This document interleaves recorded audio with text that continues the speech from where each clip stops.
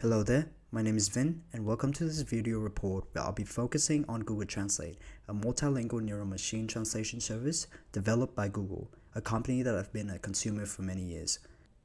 The problem space. There's no denying that Google Translate is easy, instant, and it is free of cost.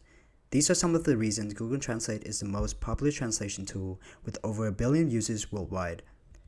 It definitely comes to the rescue when you're trying to do basic translations or even navigate a foreign country. However, it is common to find yourself, a person who identifies as an English as second language speaker, grappling with translation challenges when trying to convert English into your primary language using Google Translate. So it begs the question, how accurate is Google Translate? And can you depend on it for your translation needs? When it comes to identifying stakeholders and the context of this project, you break down into two sides, the customer and the business. First and foremost, we have our customer base, language learners and users, or those who use Google Translate to aid in language acquisition. These include international students and users around the world who rely on Google Translate to bridge language barriers and facilitate communication. Then we have the travelers and tourists, those who navigate foreign countries, understand signs, menus, and communicate with locals. And these two stakeholders rely on Google Translate for assistance, but it is a common saying that the tool's limitations in understanding context can lead to suboptimal user experiences for both. Flip side of the coin, we have the business itself, starting with Google. We have businesses and corporations who use Google Translate to communicate with customers, clients, and partners in different regions. Then we have developers and researchers. This is the growth and data team that can significantly contribute to its improvement by actively responding to customer feedback. And the government agencies and regulators who are responsible for language standards and communication.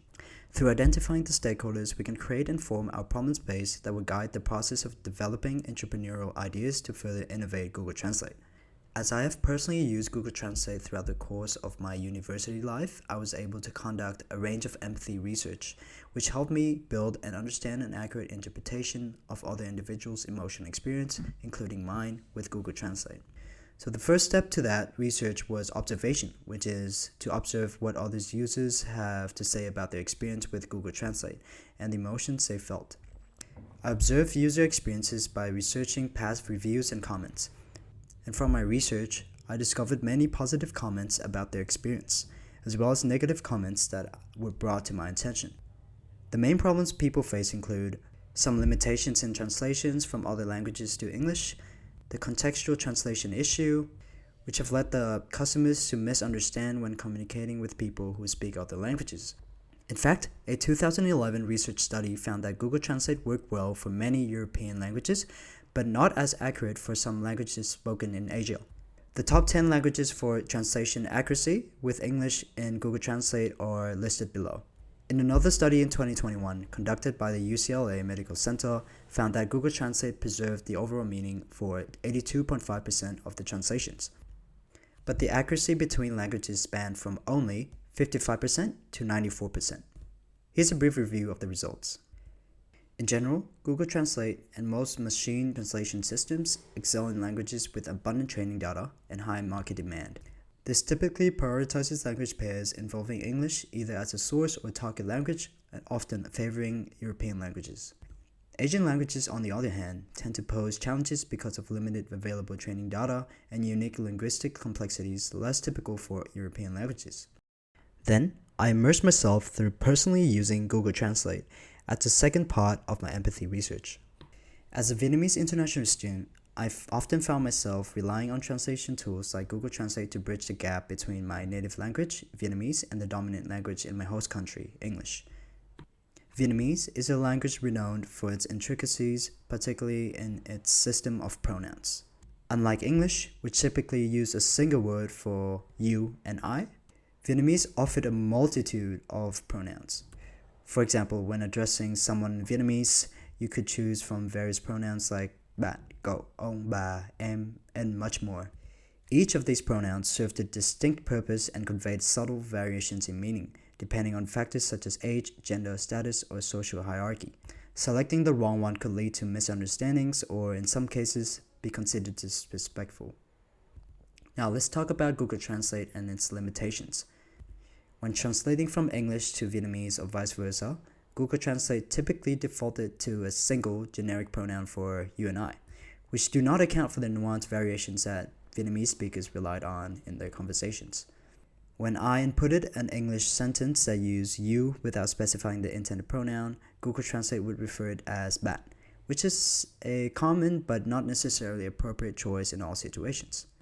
Similarly, when I translate I from English, it often uses tôi, which may not have conveyed the same context as the original sentence.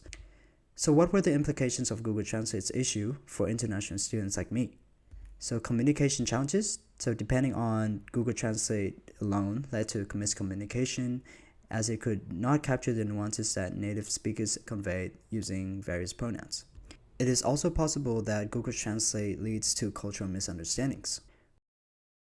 To gather insights, I conducted empathetic interviews with two students, Long from Vietnam and Anna from China, who shared their experiences with Google Translate during their studies. Long expressed frustration with Google Translate's inability to capture Vietnamese pronouns nuances, emphasizing the challenge of conveying a context-heavy language accurately. To cope, Long recommended double-checking translations and focusing on cultural sensitivity. Anna, studying in Australia, mentioned Google Translate's struggle with conveying tone and politeness levels in Chinese, potentially causing awkward interactions. Both interviews emphasized that while Google Translate is valuable, it cannot replace the need for cultural sensitivity and context awareness in bridging language barriers effectively. By developing insights through empathy research, I was able to create a persona empathy map and a customer journey map.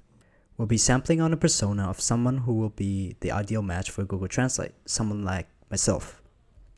Leon is a 23-year-old Vietnamese international student studying in Australia, currently balancing his studies with a demanding job.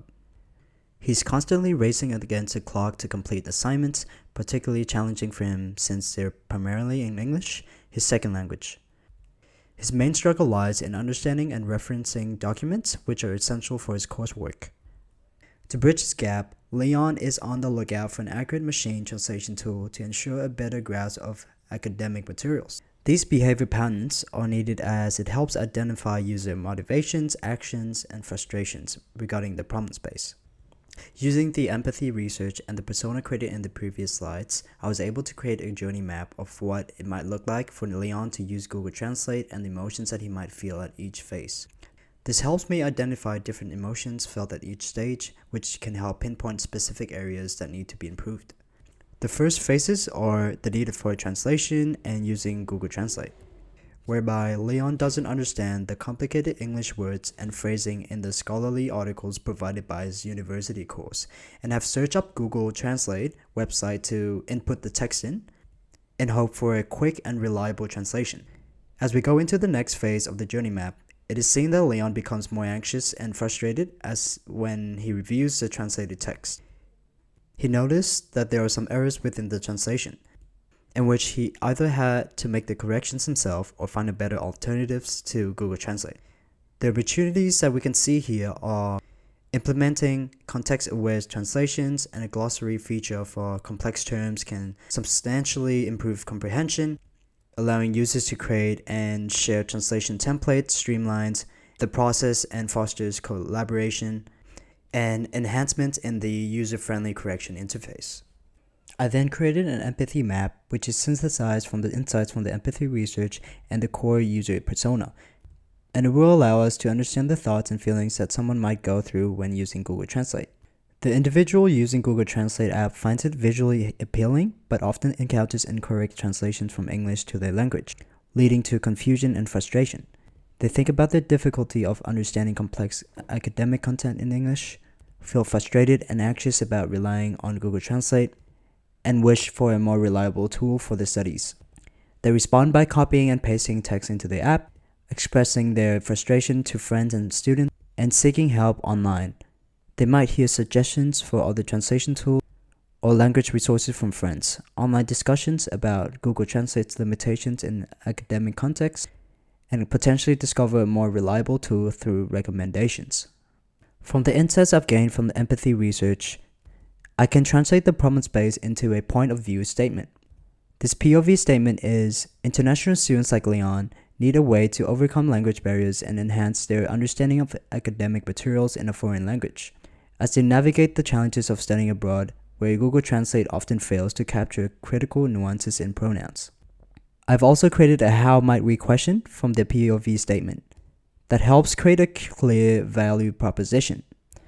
This how might we question is, how might we improve Google Translate to better support international students like Leon, enabling them to effectively overcome language barriers and comprehend academic content in a foreign language, while addressing the nuances of pronouns, thus enhancing their overall education experience abroad. Here you can see the references I used for this presentation. Thank you for watching.